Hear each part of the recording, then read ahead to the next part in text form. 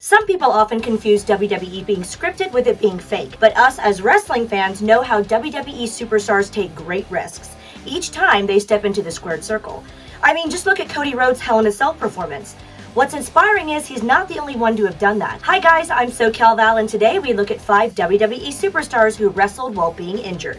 Number 5, Cody Rhodes. Beginning this list with the most recent incident. Cody Rhodes indeed showed the world what he is made of when he wrestled Seth Rollins after completely tearing off his pectoral tendon just days before his match. In case you didn't know, Rhodes had suffered a partially torn right pectoral tendon during a brawl with Seth Rollins on the Raw before the event, and the tendon tore completely off the bone during weight training just 2 days before his match. He didn't just wrestle any normal match, but he gave a 5-star performance, according to Wrestling Observer's Dave Meltzer, inside the grueling Hell in a Cell structure. Rhodes fought through the injury valiantly and ended up beating Seth Rollins for the 3rd time since his WWE return. As an update, Cody Rhodes underwent successful surgery following Hell in a Cell, and according to a report from WWE, he might be out of action for 9 months. Number 4, Triple H. Triple H is perhaps one of the toughest professional wrestlers in the history of our industry. The game has shown on more than one occasion that he will always do what's best for business. But what earns him a spot on this list is his performance in a tag team match on Raw in 2001. The match was Chris Benoit and Chris Jericho versus Triple H and Stone Cold Steve Austin. The match was excellent, but at one point, Triple H went to break up a Walls of Jericho hold applied to his partner Stone Cold, and he planted his left leg and tore his quad. Now, most men wouldn't be able to walk with a torn quad, let alone continue a wrestling match.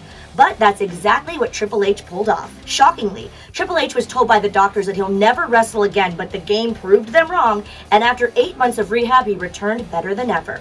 Number 3, The Undertaker. The Phenom is almost synonymous with WWE. He's earned the respect of his fans and everyone backstage, with one major reason being his undying dedication to his craft. An example of this was shown by him at WWE's Elimination Chamber event in 2010. The Undertaker was World Heavyweight Champion at the time, and he was set to defend his title against 5 other men inside the terrifying Elimination Chamber structure. But his troubles began even before he entered the structure. During his iconic entrance, a pyro mishap caused The Undertaker to get engulfed in flame, which resulted in him suffering 1st and 2nd degree burns. Luckily, he avoided too much damage due to him wearing an overcoat. You might have noticed that the Phenom was pouring water all over himself while waiting for his pod chamber to open. The flames couldn't harm the spirit of the dead man as he fought through the pain and went on to finish the match. All this, and he still made an appearance the next night on Raw. Number 2, John Cena.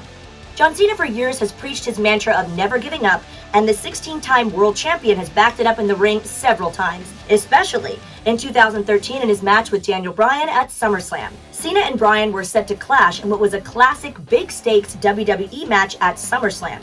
But just before the event, reports came out that Cena had suffered a tricep tear, which caused his left elbow to fill with fluid and swell to an unhealthy size. But the leader of the C Nation did not give up and gave a memorable performance as he always does. Just 3 days after his match at SummerSlam, Cena got successful surgery on his elbow. While Cena was supposed to be out for 6 months, he made his way back in almost 2 and managed to win the World Heavyweight Championship at Hell in a Cell in October. Number 1, Stone Cold Steve Austin.